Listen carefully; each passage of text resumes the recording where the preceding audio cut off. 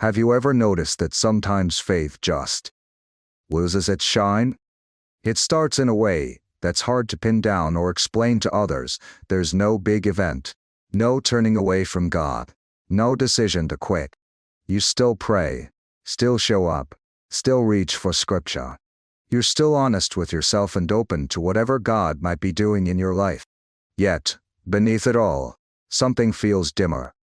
Not broken in an obvious sense, and certainly not gone but quieter. The words you say don't carry the same warmth. The songs still play, but they don't seem to touch your heart like they used to. Those things that once stirred something deep inside, now just pass by without making a mark. This kind of change can be even more unsettling than pain because pain, at least, can be named and understood. This feels like an absence you can't quite prove, like watching the tide retreat, uncertain if it will ever return. Because so few open up about this phase honestly, most people quickly jump to a familiar conclusion. Something must be wrong with me. Maybe my heart has gone cold, or my faith has weakened. Maybe I had more of God before, and now it's slipping away.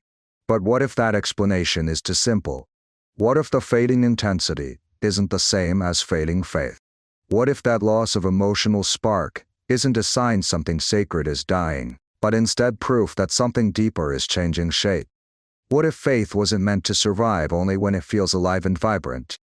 What if the kind of faith that depends entirely on warmth, momentum, or emotional immediacy was never meant to be the final form? Stick with me here, because what comes after that bright, exciting beginning might just be the most honest, most tested, and most enduring form of faith anyone can ever truly know. Let me be as clear as possible. Many people enter their spiritual journey through powerful emotions, and there's absolutely nothing fake about that. Often, the first encounter with God is deeply felt, a moment that grits your chest before your mind has a chance to process it. You might pray and suddenly find yourself shedding tears without warning, or hear a truth that resonates throughout your entire body long before you can articulate why. When you worship, something inside you that had been sealed shut for years suddenly unlocks. Scripture never dismisses such beginnings as immature just because they're emotional. In countless biblical stories, the initial human reaction to God's presence is anything but composed. It can be trembling, confusion, fear, relief, or wonder. People don't start with refined maturity. They start with disruption. Something bursts into ordinary life and grabs the soul before the soul can carry the weight. A shepherd hears his name called out where no one else does. A fisherman abandons the only life he knows because a mysterious recognition stirs within him. A young woman receives a word that unsettles her before it steadies her. Again and again, this initial movement is not calm, it is arresting. Emotion, in this sense, is not the problem, it's often the very doorway. It captures your attention before understanding arrives. It shakes loose what numb routine had dulled. It awakens you. But a doorway alone is not a home. It opens something up, but it doesn't sustain what it opens all by itself. Here's where the subtle shift takes place. If you patiently continue reading scripture, a distinct pattern begins to emerge. Intensity comes first, followed by a slower season. After a moment of revelation arrives time itself. Once the initial rush fades, obedience settles in. Certainty gives way to waiting. The voice you once heard loud and clear now makes way for stretches of silence, ordinary silences that almost feel disappointing.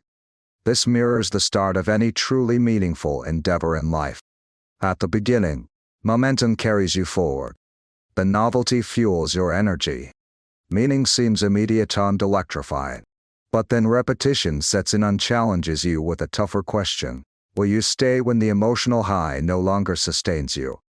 Usually, this is when confusion begins to creep in. The same prayer might feel oddly flat. Worship, less vibrant. The sense of God's presence that once felt vivid softens. It's not extinguished, but it's less emotionally accessible. And when that happens, the instinct tends to be to see this as spiritual decline. But Scripture invites a different perspective. Perhaps this isn't a collapse, maybe it's a transition. Emotions catch your attention, but endurance develops differently. It grows slowly, without spectacle, without constant reassurance, often without applause. Time and again, Scripture places some form of wilderness after significant encounters. Sometimes this wilderness is physical, other times it is deeply internal. It's a season when faith no longer leans on the initial high, but depends instead on persistence showing up, remaining steady even when there's nothing dramatic confirming your presence matters. I've faced moments where I misunderstood this stage entirely, mistaking it for thinning faith. But maybe what was really happening was faith shedding its reliance on intensity. So before going any further, consider this quiet question underpinning it all. If your faith offers no emotional reward today, no spark, no instant comfort, no surge of certainty, does it still endure? Don't rush to answer. Just hold the question gently, because what follows emotional sensation is often quieter, but it's frequently far more substantial. This is usually the moment when silence creeps in, and silence is one of the most misunderstood elements of spiritual growth. When the rush of emotional feedback slows and quiet settles, many people believe that God has stepped away, not because they lack strength, but because silence is difficult to interpret. It feels deeply personal, almost deliberate, like it should carry a significant meaning. You pray, yet the room remains ordinary. You seek guidance but receive no dramatic answers. You look for reassurance and encounter only stillness. We're so accustomed to measuring our spiritual vitality by what we can feel, hear, or instantly notice that this quietness is often mistaken for distance or absence. However, in Scripture, silence is rarely accidental. Rather, it is formative. Consider the Israelites after the Exodus. Leaving Egypt was intense, filled with relief, movement, celebration, and newfound freedom. But then came the wilderness. That barren stretch didn't just continue the story, it revealed the heart of the people. Emotion alone had propelled them forward, but it wasn't enough to expose what lay beneath their trust. The same environment, the same dependence on God, the same unanswered questions repeated day after day, turning the wilderness into a classroom. This is often what silence is, not an empty pause between meaningful moments, but a space where the true foundation of your faith becomes clear. When no immediate answers come, no obvious emotional affirmations arrive, trust must transform into something more intentional. This shift feels like a loss, yet it might actually mark the start of spiritual maturity. Because now, you're not carried by what you feel, you're invited to stay grounded in what you choose. David knows this terrain intimately. His songs aren't just proclamations of victory and certainty. Many carry a raw edge, restless, even disoriented at times. He asks, "How long?" more than once, and that question holds deep significance. It doesn't come from someone who's lost connection with God, but from someone engaging so honestly that the silence itself becomes a source of pain. The Scripture preserves this tension. It doesn't soften it.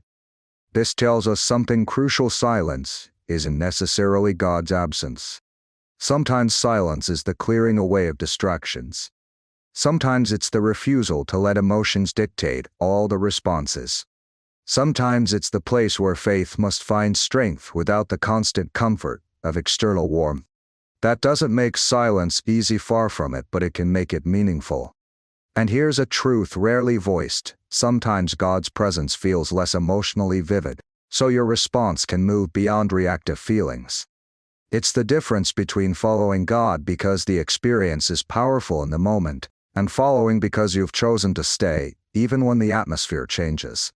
So let me ask you something real: when your faith goes quiet, what do you do? Do you lean in, distract yourself, overthink, or quietly step back? There's no right answer, here only honest revelation. Because silence often unmasks what your faith truly depends on. And once you see that, the journey changes. Next comes the stage where faith no longer fits comfortably into your life's convenience. This is usually when faith becomes practical and inconvenient, and that's why many start bargaining with it. It's one thing to be inspired by a truth. It's another when that truth begins to rearrange how you live. There's a moment when faith demands time you hadn't planned to give, honesty you'd rather delay, forgiveness you're reluctant to offer, and changes in habits that feel more disruptive than uplifting. Scripture slows down at these moments for good reason. This is the point where belief shifts from mere admiration to true formation. Look at the crowd around Jesus when hope feels immediate, when healing is visible, when needs are swiftly met. Many gather eagerly.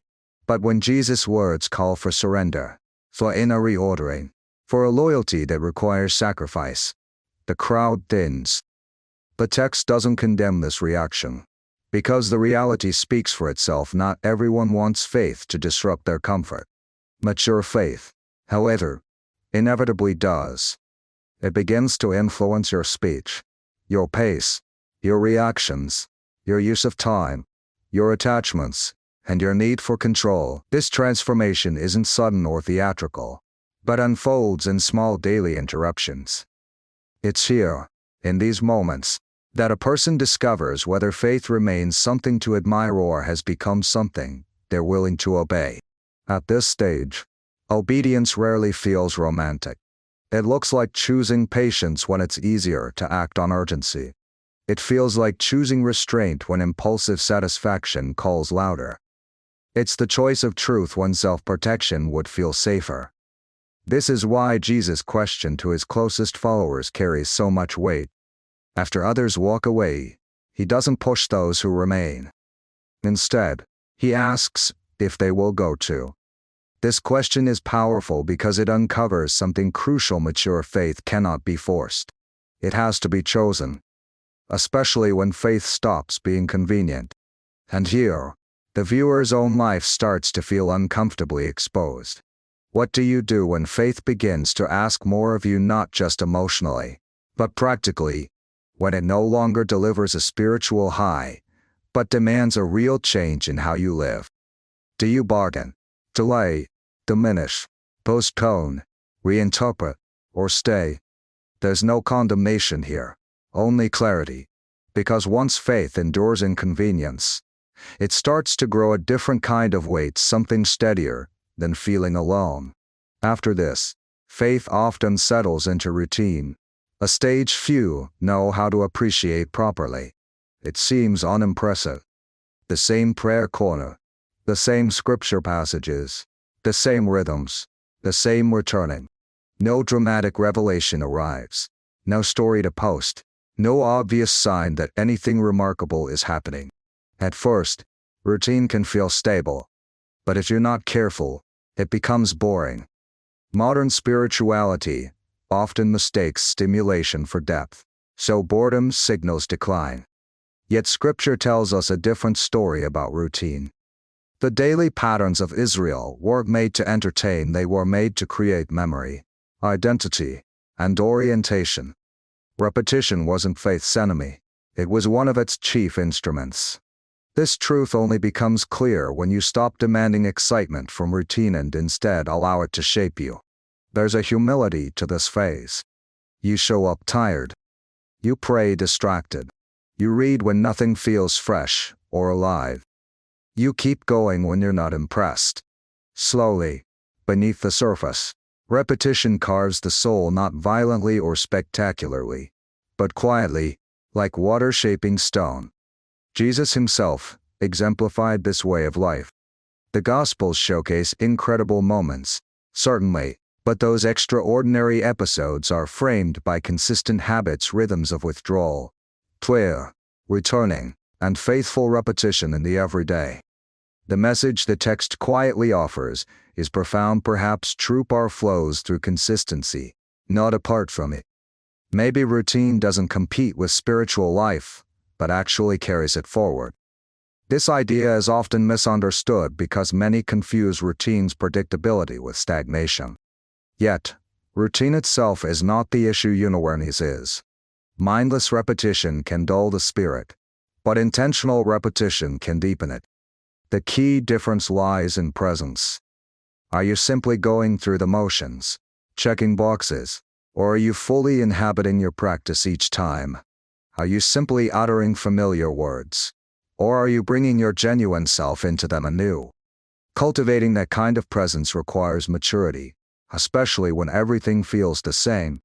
So, the question this stage challenges you with is, when faith begins to feel repetitive, which story do you tell yourself about that repetition? Do you label it boredom, or do you see it as a grounding force? How you interpret routine might determine whether you stay long enough to be transformed by it. Routine often serves as the bridge from sincere belief to genuine wisdom, yet many give up before they cross that bridge. Then arrives a quieter kind of loss, one far harder to admit. Faith loses its applause. In the beginning, others notice. They celebrate your passion, your transformation, your fire, your steady commitment. There is social feedback, encouragement, acknowledgement, but over time, that fades away. No one comments. No one checks in. No one seems aware that you're still trying. And if we're honest, part of us misses being seen. Jesus' teachings on secrecy mattered deeply because public validation held immense social significance in his time. To pray, give, or fast where nobody notices isn't just a poetic spiritual exercise. It's a direct challenge to our motives. The most profound growth often happens where no applause reinvigorates it. Not because visibility is inherently wrong, but because when we depend on it, it subtly reshapes our hearts. This phase is frustrating because it reveals how much our motivation was tied to recognition. You do the right thing, and there is no response. You stay honest, and no external reward comes for that honesty. You exercise restraint, and no one even knows there was a choice to make. Quietly, almost painfully, faith ceases to be about appearance and begins to root itself in integrity. That shift can feel lonely, but it's essential. There is a real danger hidden here. When the applause fades away, it's easy to think that importance fades with it. If something truly mattered, wouldn't it be obvious? Yet throughout Scripture, we find countless examples of faithfulness that went unnoticed but carried tremendous weight nonetheless. There's the quiet sowing of seeds, the long obedience through weariness, the words spoken without immediate results, and the faithful following without any status or recognition. The Bible doesn't always rush to explain or justify these moments, it simply shows them as truthful realities. Visibility has never been the standard by which faithfulness is measured. Instead, alignment with God's purpose is what counts. This invites us to turn inward and ask ourselves, when no one watches, and no one applauds, what keeps us grounded? Is it mere habit? Conviction hardening in our hearts? Fear? Love? Or is it something deeper, still being forged in the quiet place? This question matters deeply because it's often during this hidden phase that faith either grows into enduring character or crumbles back into mere performance. And when faith endures without external applause, something new begins to happen. It gains density, substance, quiet strength. There eventually comes a point where faith must stand firm without the buoyancy of emotion, novelty, applause, or even the crutches of a solid structure. This is frequently the loneliest stretch, because no external force can carry you now, not the excitement of community, nor the uplift of a powerful atmosphere, nor even a rigid routine or cherished past experiences. Faith has to be more personal, more intimate than ever. The story of Elijah after his triumph on Mount Carmel captures this strange contradiction perfectly. After the fire falls from heaven and undeniable proof is given, Elijah finds himself alone, drained, disoriented, asking questions that sound far from victorious. The Bible doesn't gloss over this. It lingers on it, as if to show us that even after certainty, our souls can feel fragile. When God finally meets Elijah, he does not respond with another dramatic display, no more fire or overwhelming spectacle. Instead, he offers presence in a different way: quiet, close, steady. This is a vital lesson. Mature faith is no longer built mainly on God's spectacular acts, but on who God is in the quiet moments near, consistent, gentle enough not to overwhelm, strong enough not to disappear. This is the point where belief stops being something borrowed from others. It no longer relies mainly on the energy of a group or on inherited assumptions. Instead, it becomes deeply personal and profoundly hard-earned. It's something you cling to because you understand there is nothing else worth trading it for, even if you can't always explain why it remains. And yes, this is also when some people walk away, not always out of anger, but sometimes simply because standing alone feels tougher than starting over somewhere easier. The scriptures don't condemn this, they acknowledge it. Yet, they also show what happens to those who stay. These individuals don't emerge louder, but steadier. They become less fragile and less dependent on dramatic signs or proof. They grow more capable of remaining present within uncertainty without collapsing under its weight. That's why, at this stage, a piercing question arises: if every external support for your faith were stripped away, what would truly remain? Not what you think ought to remain, but what genuinely would. Reflect on that deeply, because the answer often reveals whether your faith was mostly built around external structure, or if it has become resilient enough to stand independently. From this foundation, faith begins to visibly shape behavior, though still without fanfare.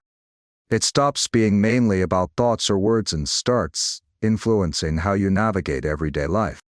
Not through grand proclamations, but in small decisions, in tone, in restraint.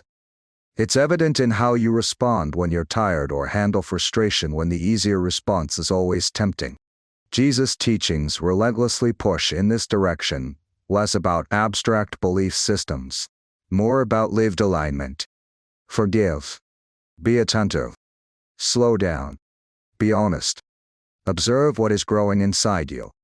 Mature faith becomes visible less through what you declare and more through the direction you take. It shows less in claims and more in what you continuously choose. This is the challenging crossroads where conviction meets habit. Old patterns don't vanish just because you now see them more clearly. They resist. They negotiate. They wait for moments of weakness. This struggle can be draining because it's not resolved in a single breakthrough. Instead, it unfolds in repeated choices, moments of partial obedience growing fuller over time, and honesty lived out without polish. Change in faith is rarely flashy or sudden. More often, it creeps in quietly, almost imperceptibly. You begin to notice time shifting in your mind, your words gaining a new thoughtfulness.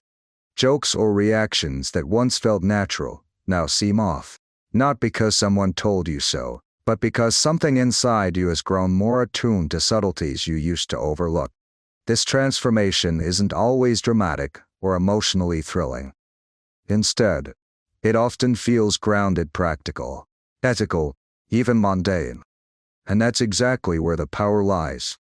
Mature faith doesn't stay locked in private feelings.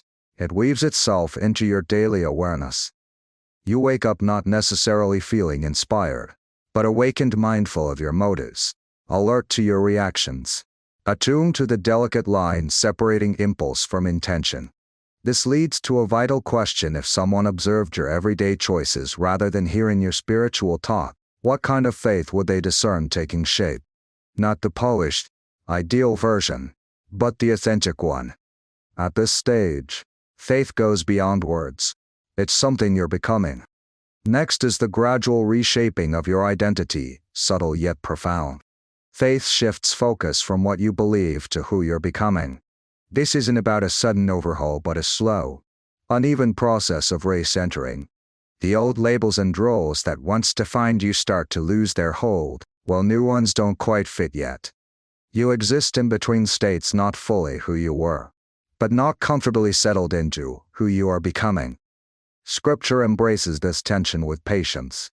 For example, Abraham is given his name well before his life fully embodies its meaning. Peter is called the Rock long before his actions justify the title.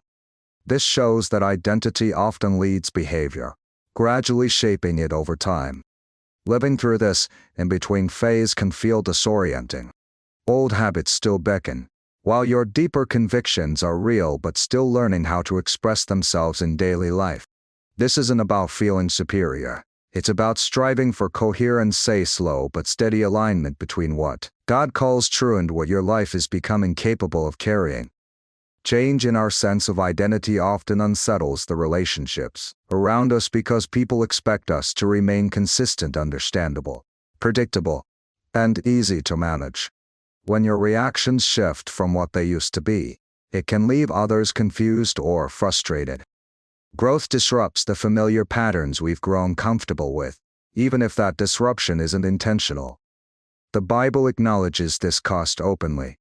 Embracing a truer version of yourself often means letting go of past expectations, not out of rebellion but because authentic growth naturally challenges what once felt simple and effortless.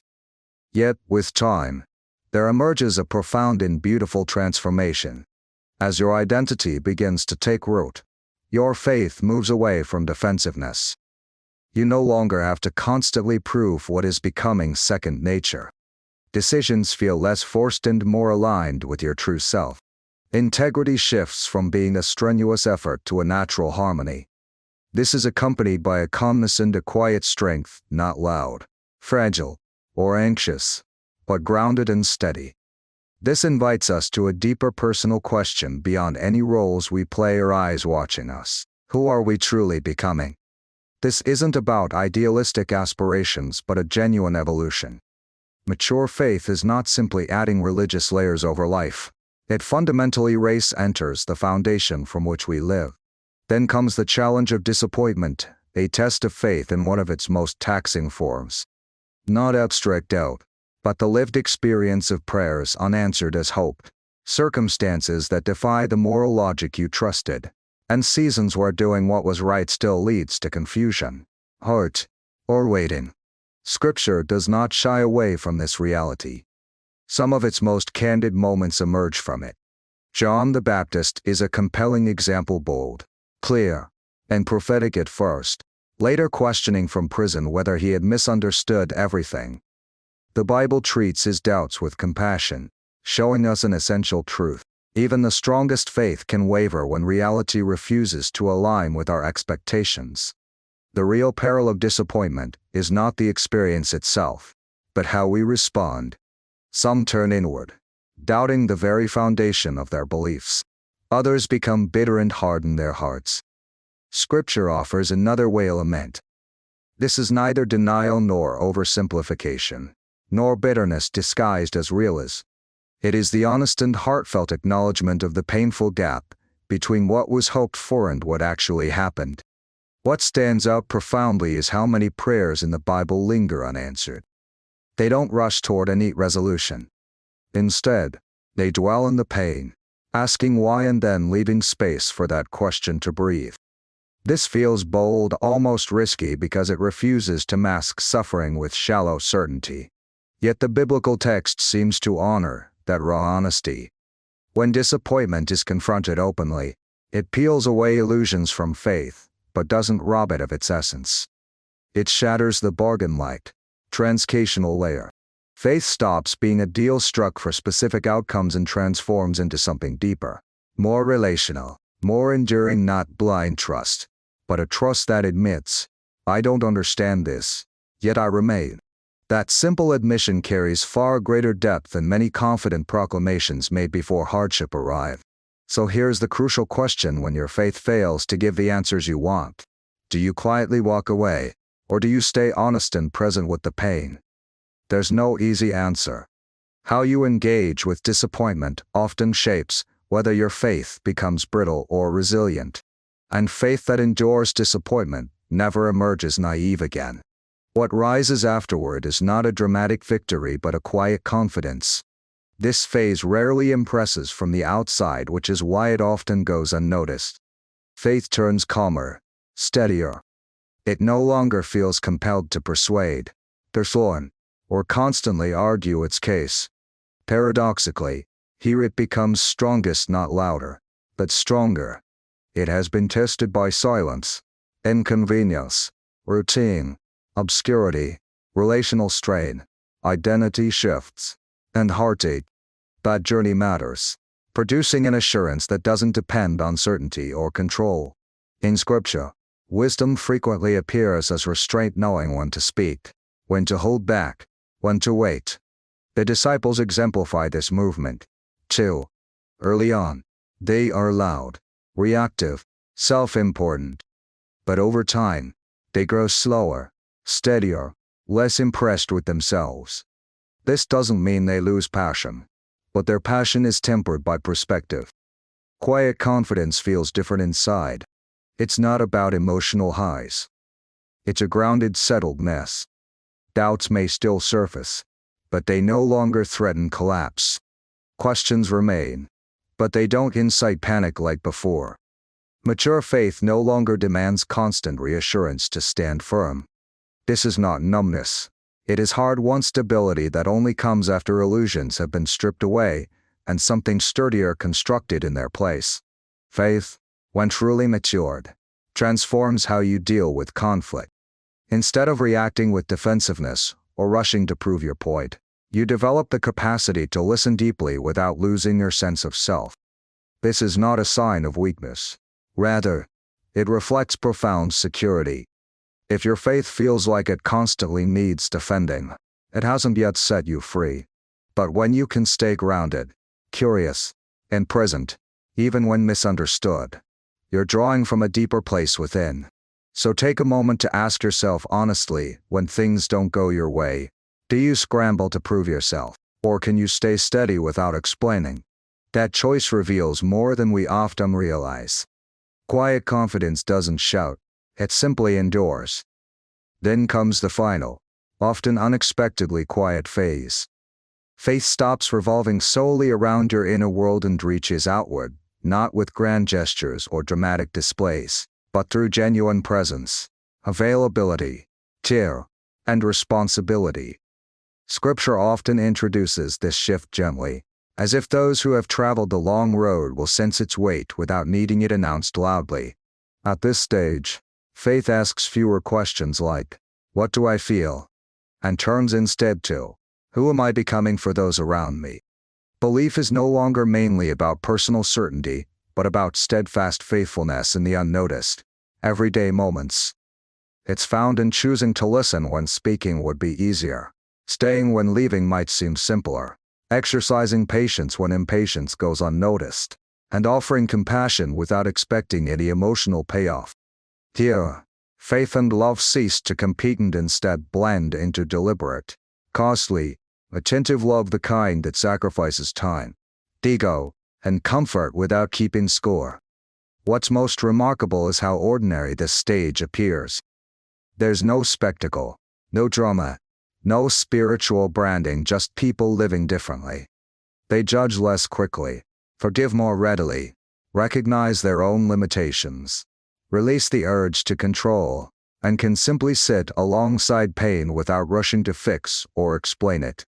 The Bible repeatedly suggests that real transformation often takes place through presence, not by having all the answers, but by being there without fear. Mature faith is resilient. It survives disagreement, unanswered questions, and delayed outcomes. It doesn't need to control the narrative. It trusts without force and moves from love rather than fear. So the final question to reflect on is this: if faith no longer required proving anything, what kind of person would it shape you into? Not the arguments you'd make, nor the words you'd use, but how would you live your life? Because in the end, the deepest work of faith isn't found in emotional rewards, but in the quiet way it shapes who you become for the world around you. When you take a step back and observe the entire journey, one truth stands out clearly: faith was never just about what you felt. It was a process of training, learning how to respond to silence, routine, inconvenience, obscurity, shifting identities, disappointment, and responsibility. Gradually and quietly, faith cultivated endurance where emotions previously ruled, presence where certainty once dominated, and character where excitement alone once seemed sufficient. So, maybe the real question isn't whether faith changed, but whether you changed alongside it as it took new shape. Which stage of this journey resonates most closely with your life right now? Share your thoughts in the comments. I genuinely want to know where you are. If this reflection has helped you understand your own walk with God more honestly, subscribe to the channel and stay connected. There's much more ahead, including the next video, which delves deeper into a subtle mistake people make when their faith grows quieter and why that mistake can unravel years of true spiritual growth if it goes unrecognized.